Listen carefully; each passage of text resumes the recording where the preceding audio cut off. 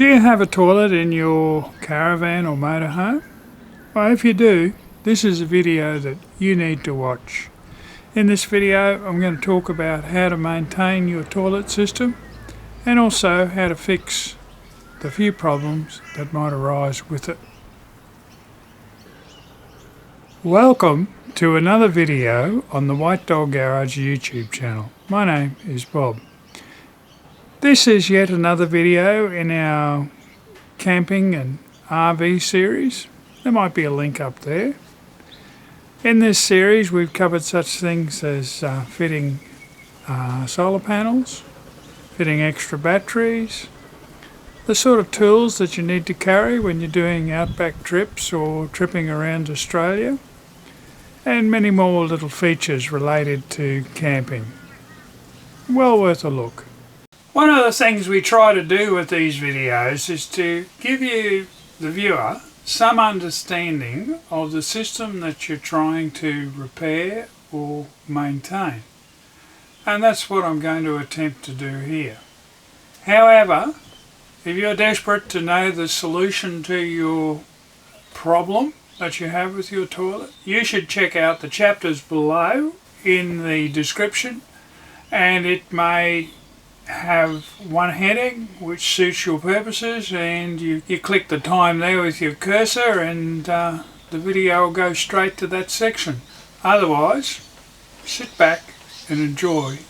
All toilet systems in caravans and motorhomes have a holding tank to catch the waste. These holding tanks can either be fixed, bolted in place, or they can be removable. Removable ones are usually called a cassette, a toilet cassette.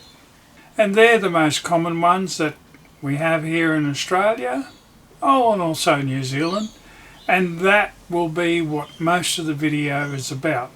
But I will cover a little bit on fixed holding tanks. Fixed holding tanks are exactly that.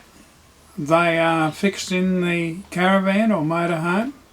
They will have a slide chute underneath the tank or the pipe running from the tank, and you will have a large diameter hose that you connect to the chute, and you can run that into either a dump point, or if you're really lucky, you might be a caravan park that has sewer inlets on the caravan sites. All of our travels around Australia, I think I've only seen 2 caravan parks that have had that set up, and both of those were in the mining towns, and I think that's because they have long-term residents and that style of van, and because they're there for a long time, it's a more convenient way of dealing with things. Some years ago, the wife and I travelled to the United States, and we spent some time touring around the Midwest there in a rented camper van or RV. And I must say here, a big hello to Cruise America, because it was one of theirs we had. And I think here in Australia we could learn a thing or two about decent camper vans. Anyhow, most of the parks we stayed at, and most of the parks were what they call KOA brand, which is Campgrounds of America, campground spelt with a K. Big hello to them as well. They were always nicely fitted out, and on pretty well every caravan park we stayed at, each site would have a sewer inlet, and so you would arrive, position the camper van, and you'd get out your connecting pipe, which is a big diameter pipe, connect it on to the bottom of your tank, and connect it on to the sewer inlet, and you just open your chute and it would all drain away. And if you were there for a while, well, every time you went, it sort of all drained away. Very civilised. Problems peculiar to fixed tanks are blockages in the plumbing, sedimentation build up in the tank itself, and problems with the slide valves. There are two slide valves, one obviously beneath the bowl and one where you connect your sewer hose to drain the tank. That second one is usually the one that might have problems. Not necessarily though. Ideally the fixed tank will be situated directly under the toilet seat and you won't have much plumbing to worry about. But if you do have a pipe running to the tank, there's a blockage in it, the usual way to deal with that is to have a water hose, plastic water hose.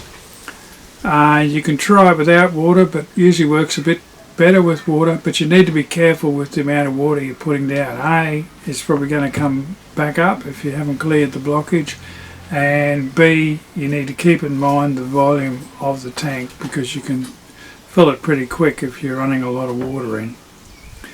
So just prodding with a plastic hose will usually clear a blockage.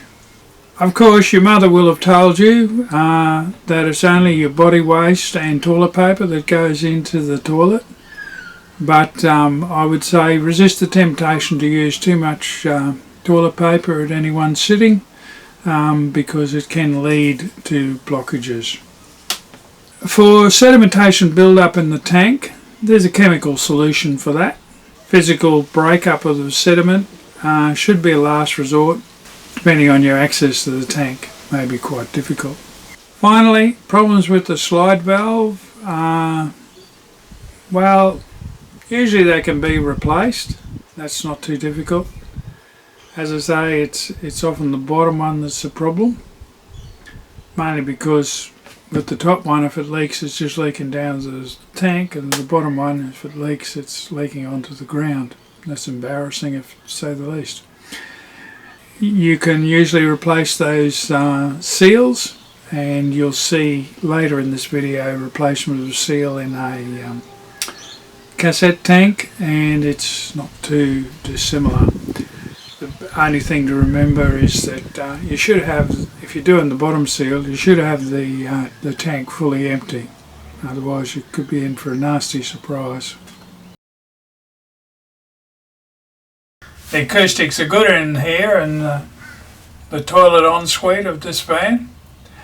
As I said before, the removable cassette style toilet is a common one fitted to caravans and camper vans in Australia. Because of this, the rest of the video I will be focusing on that style of toilet.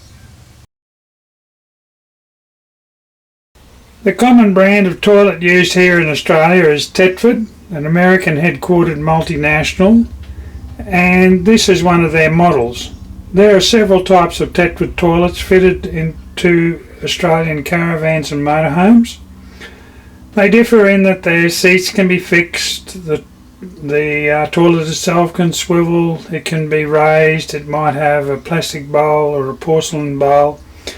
And also they differ in their cassettes, which can be side or rear entry. Unlike your house toilet, there is no water in the bowl of these toilets. You can add water if you want to, just before you use it, but travelling with water in the bowl will see it all on the floor as the caravan rocks around on a rough road. Water coming into the bowl will either come from a flush tank, which forms part of the toilet itself, or will come directly from the pump. In this one's case, it comes directly from the pump, and you can hear the pump going, and, well, you might hear the pump going, and you can see the water dropping in. You might want to do that before you use it, as I say, but you don't want water sitting in it as you go. And to empty it, you just move the slide across and it all drops down. Other features you will have will be a level indicator or warning light. Here it sits about here and comes on when the level is about 75% full. Some of the toilets will have 3 levels of indication, low, medium and high, and it will just depend on the type of toilet that's been fitted to your caravan. This one comes on when it's about 3/4 full. From memory, the cassette holds about 18 litres of material, and so it's coming on at about 15. There's a few litres still there to go once the light comes on. In this van, the cassette is behind this hatch. I keep it locked. Cassette like this is worth anywhere between 200 and 300 Australian dollars, and not the sort of thing you want to lose. So most Thetford toilets will have a sticker here with a barcode on it. Ours is missing, but not all is lost. Not having one to show you in this caravan, I grabbed this image of what the barcode should look like off the internet. The model number will be in the beginning of the number across the top of the barcode. It will begin with a C. It will be followed by anything up to 3 numbers, and then may have some letters following depending on the type. The model number is the one circled, and it is C200. Numbers we're likely to see in Australia include C2, C3, C4, C200 of course, C220, C250, C260 and C400. But if your sticker is gone, don't despair. The colour of the cap and or the wheels can be used to identify the cassette type. This model here is the one fitted to the C250, C260 series of Thetford toilets. It has a grey cap, and the other distinguishing feature is the orange pouring spout. It also has orange wheels. Depending on how old the caravan is, not all cassettes will have wheels. So wheels is not a good identifier. Colour of the spout, colour of the cap is. The C2, C3, C4 and C400 cassettes all slide in from the side, with the first 3 having yellow caps and the last one having a green cap. This is a photo of the right hand C400 cassette, noting the green cap and that the cassette hatch will be on the right side of the toilet seat, not necessarily the right side of the vehicle. It's all about the toilet when it comes to identifying the type, it's not about the vehicle. Re-showing this photo, here's the C200 again. It's a rear entry cassette with a yellow cap. In contrast, the C220 cassette shown here has a blue cap. Let's talk about toilet maintenance first. So most of the maintenance requirements revolve around the moving bits. So you need to check that the slides are working correctly, that they're not leaking.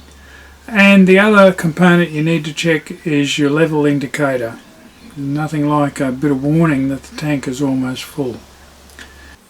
So is it flushing correctly? Are the slides working smoothly, correctly? And are the level indicators performing as required? Having previously checked that the toilet flush and level indicator light are both working in this caravan, the rest of the maintenance procedure is focused on the toilet cassette, where the slide and level indicator are located. This cassette has already been emptied, cleaned and sanitised. Remove the sliding cover and turn the pivot knob to the open position to check for any mechanism roughness and inspect the seal in the blade for any build-up of foreign matter.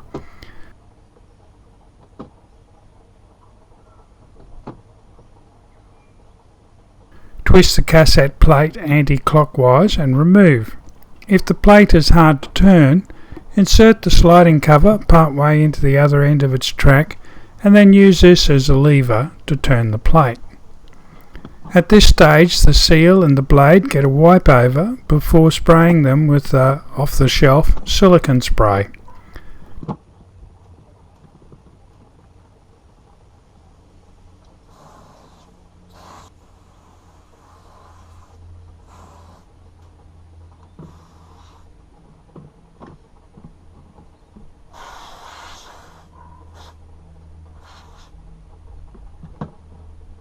Thetford recommends their seal lubricant, which is also a silicone spray. It's the viewer's choice as to which to use. In this cassette model, the level indicator is a float arm with a magnet in the base, which, when rotated up by the cassette contents, triggers a magnetic switch which activates the indicator light. The maintenance procedure used here is to make sure that the float arm is seated properly in its base and to spray the pivot points with silicone spray.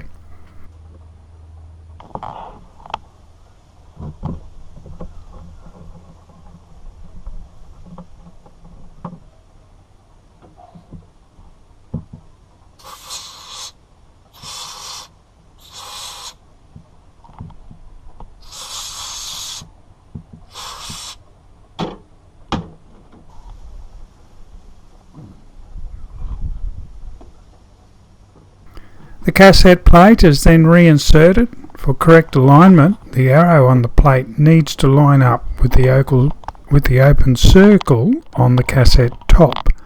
Once it is aligned, turn the plate clockwise until the arrow lines up with the solid circle.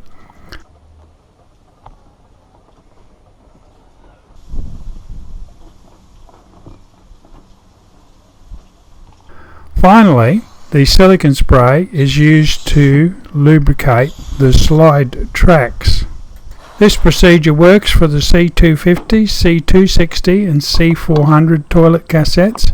For the C2, C3, C4 and C200 cassettes, which use a different level indicator, remove the sliding cover, check the seal and blade for any foreign matter buildup, then use the silicone spray to lubricate both along with the sliding cover tracks.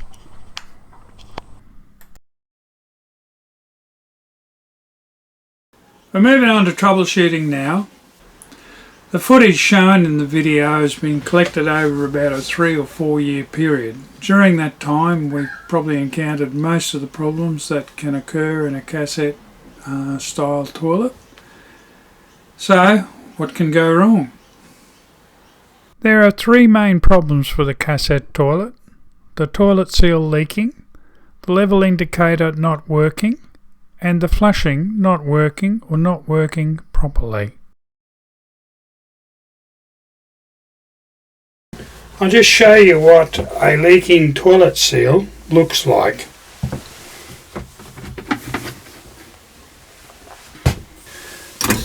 So if we add a bit of water,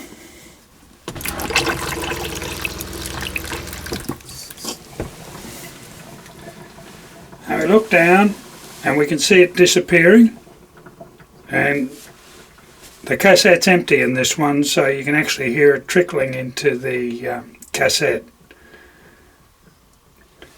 And in almost no time at all, it's all leaked down into the cassette. May or may not be of an issue to you, and trust me, none is actually leaving the toilet system at this time. It's just dropping into the cassette, which is why I say it may or may not be an issue. But you might find it an issue when it comes time to empty and you have contents leaking out of the seal whilst you are carrying the cassette to the dump point. But in this case, we're going to replace the cassette seal. Replacing the seal commences by getting the cassette out of its locker.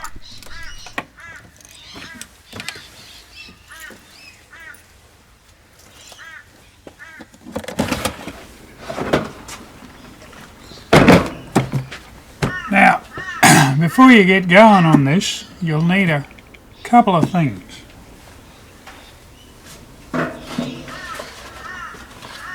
You'll need a new seal. This is a Thetford part number 23721. I like to use the genuine stuff. I'm not sure there's non-genuine stuff for these cassettes. Phillips head screwdriver number 2 and some gloves. This cassette's been cleaned out, but it's always good to wear gloves. It is one of the unpleasant ends of life, so to speak. So the first thing you need to do is remove this cover, and there are many ways of doing it, and I just put my finger there and push it around. So once it's there, you pull the cover up. This is wet because we just put the water down through it to show you how it works. But essentially the seal is in here. If you look there, that's the seal, but you get to it from underneath. We'll put that there for the moment and put the cassette out of the way. So there's a few things we need to undo. We start with this little cover here.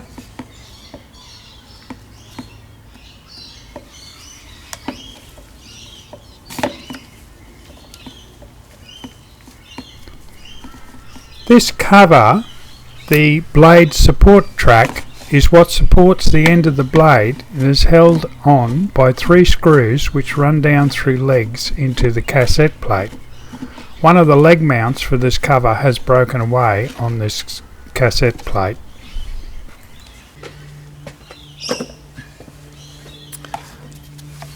Slide this one to the side so that you can get at this screw here.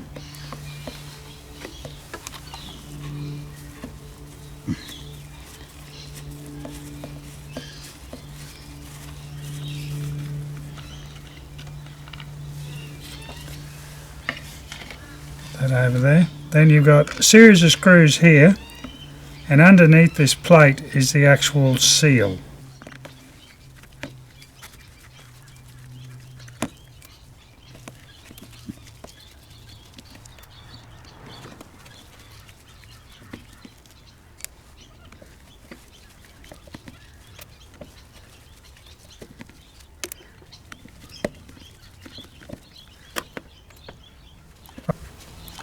Righto, with all the screws undone, this plate lifts off. You might need to use a bit of muscle on it. It has locating tabs which just make it that little bit harder to get up, but it will come.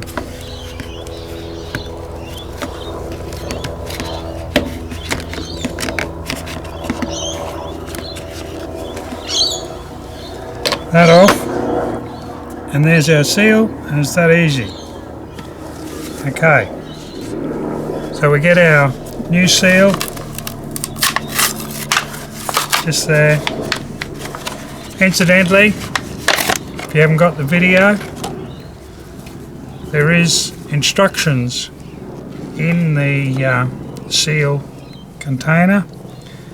Now, you want to have it facing the right way. If you look at this, if you look at the 2 there, this is the old one, and this is the new one. This is the old one. So the old one was this side down, so that's the side you want down. Just make sure you got no bits and pieces sitting there. And as I say, there's a locating tab there, so you need it to fit over that. Push it down and then refit your screws.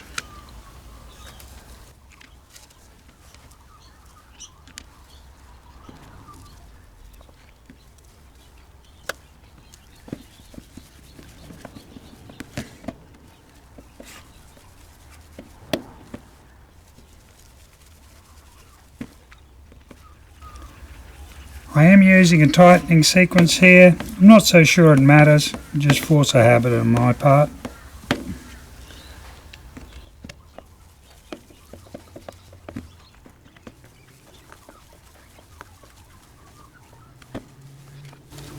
And then the sliding hatch, if you like, goes back.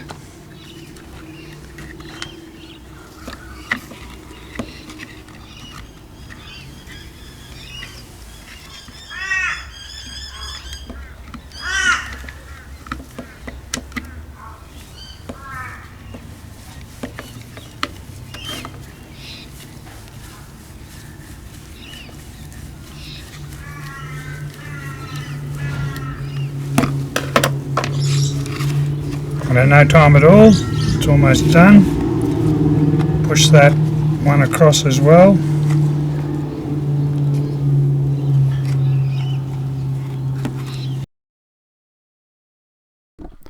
And then refit the retainer or blade support. In my case, one of the mounts is broken away and needed to be repaired. Off camera, I re-glued it in place and screwed down the blade support. Next thing to be done is to check that the slide mechanism is working properly. And it is. With the new seal fitted, it first needs to be lubricated before the cassette plate is refitted to the toilet cassette. So you need to lubricate the seal, and I'm using Nylon Easy Glide. It's just a silicone spray, just a light spray. Get it all coated. Now we need to put it back in. There is an arrow there, which I'm hoping you can see. If you look on here, we see a circle and we see a solid round area, a spot I suppose, as opposed to a circle. You line the arrow up with the circle, and then you rotate it until the arrow aligns with the spot. Our arrow is here. We line it up with the circle.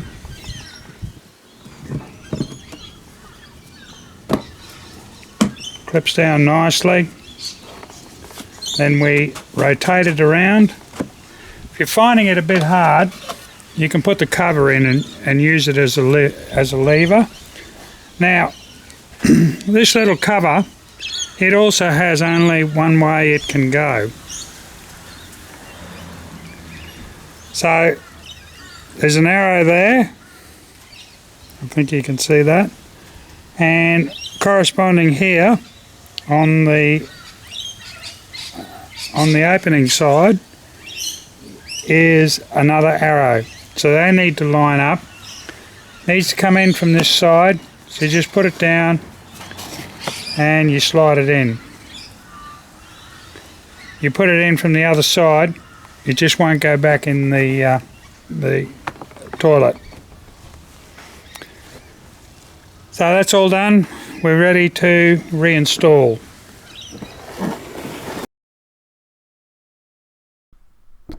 The level indicator diagnosis and repair detailed here refers specifically to the C250 through to C260 series of toilet cassettes. However, the techniques are generally applicable where the level of the cassette contents is determined via a float arm and a reed switch, which is another name for a magnetic switch. This is the float arm in the C250 cassette.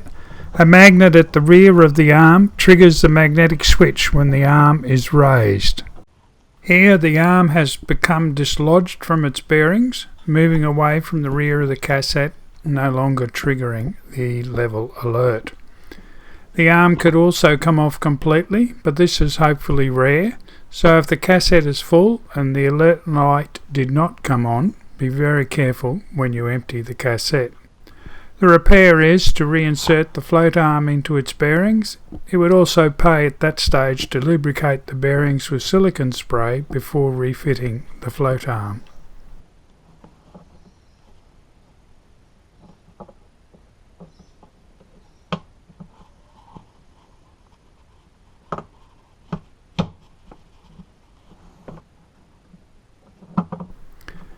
The reed switch can also fail, and you can test this in place using a magnet. And I've just got this little magnet here that's actually come out of the back of a speaker, and I'm going to use it to test the sensor.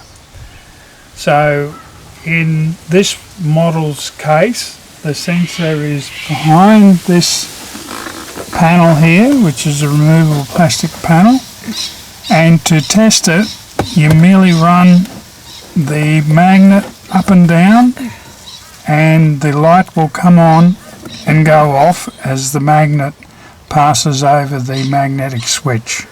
It's as simple as that. If you are technically able, you can remove the reed switch and with the multimeter switch to resistance check that the magnetic switch has continuity in the presence of the magnet and none in the absence of the magnet. If the reed switch has failed, then the repair is to replace it.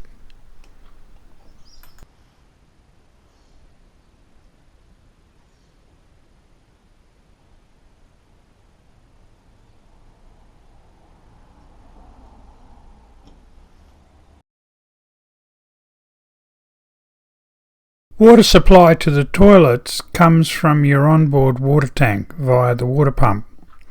A failure in the system means that your flush tank is not filling, or in the case of this C250 series toilet, direct addition of water from the pump is not occurring. I've put together this flow diagram showing a sequence of checks that you can follow to determine why the flush is not working. Start with the pump. Is it working?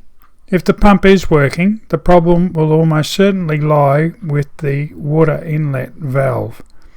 This is a solenoid valve that opens when water is required for the toilet system. The valve will be on the water supply line within the toilet system. First check that there is power supplied to the solenoid when the flush button is pushed. If there is not, then look for a loose connection, broken wire or blown fuse. Next, you should hear a soft click when the valve is energized, which is the noise of the valve opening.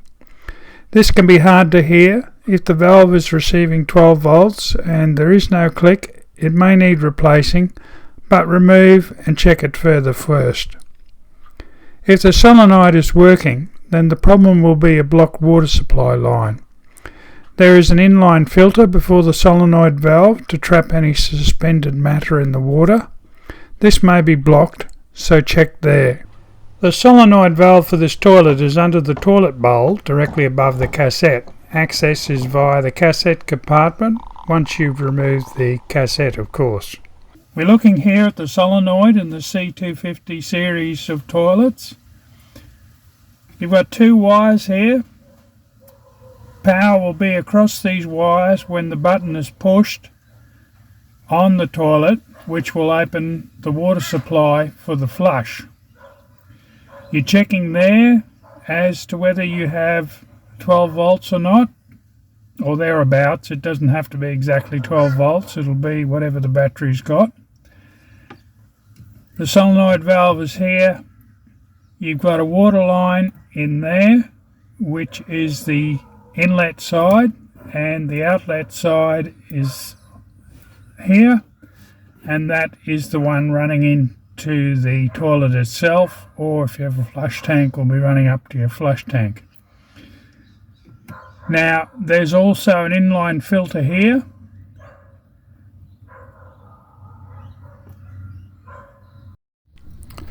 The problem identified here is the blocking of the inline pre-filter, which sits in front of the solenoid valve.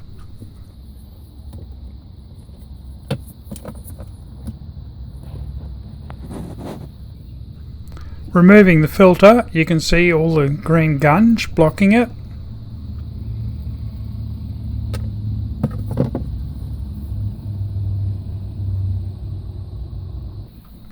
A bit of black flow on the filter soon cleans it up and it's ready to be reinstalled.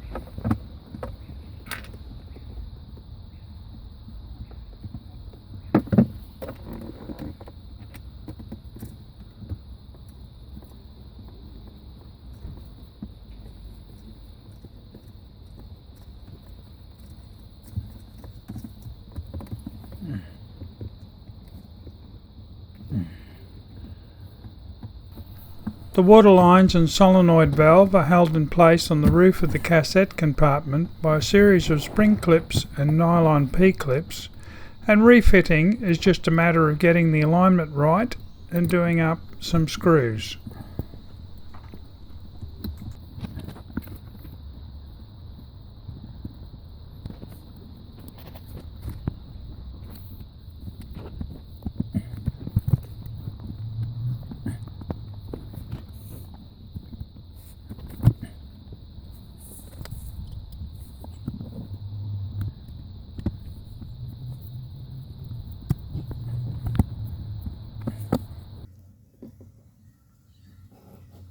If you found this video useful, well, give it a like. That's always good. And by all means, share it. Share it widely, share it with your friends, share it with people who aren't even your friends. It's all good.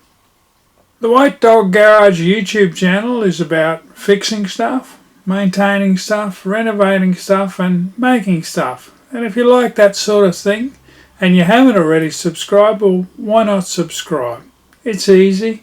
Just hit the subscribe bar down below the video, and while you're there, ding the bell so that next time the video airs on the White Dog Garage YouTube channel, you get a notification about it. We currently aim to post a new video every month, so you won't have to wait too long for the next one. But before I go, have you checked out the video library on the White Dog Garage YouTube channel? We have nearly 100 videos there covering a diverse range of topics, such things as motorcycle and vehicle maintenance, repair, modification, caravan and camping, of course, which this one is one of, metalworking, woodworking, big range of things, auto electrical, it's all there. It's all worth a look. Well, that brings the video to a close, and I look forward to talking to you on the next video. Bye.